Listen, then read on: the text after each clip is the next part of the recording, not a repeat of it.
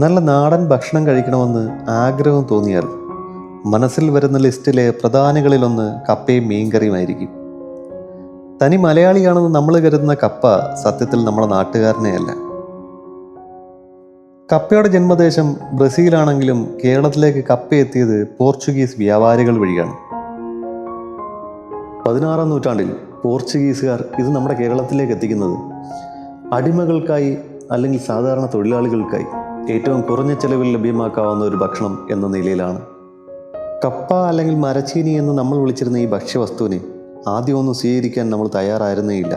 പിന്നീട് ബ്രിട്ടീഷ് ഭരണകാലത്തെ കൊടിയ പട്ടിണിയിലെപ്പോഴോ മലയാളിയുടെ വിശപ്പടക്കിയതും ഇതേ കപ്പ തന്നെയാണ്.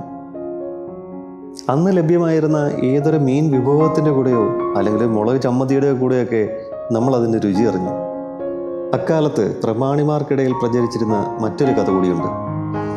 ഏറ്റവും താഴേക്കിടയിലുള്ളവർ കഴിക്കുന്ന ഈ ഭക്ഷണം കഴിച്ചാൽ ഏറ്റവും ഹീനമായ രോഗങ്ങൾ പോലും പിടിപെടും എന്നവർ പേടിച്ചിരുന്നു എന്നതായിരുന്നു ആ കഥ.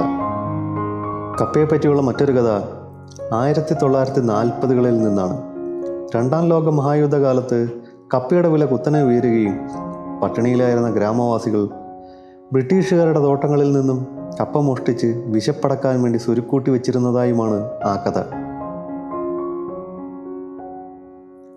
കഥകൾ ഇങ്ങനെയൊക്കെ ആയിരുന്നാലും മലയാളി എന്നോ സ്നേഹം കൊണ്ട് കൂടെ കൂട്ടിയ കപ്പയ്ക്ക് പകരം വയ്ക്കാൻ മറ്റൊന്നില്ല എന്ന് തന്നെ പറയേണ്ടി വരും.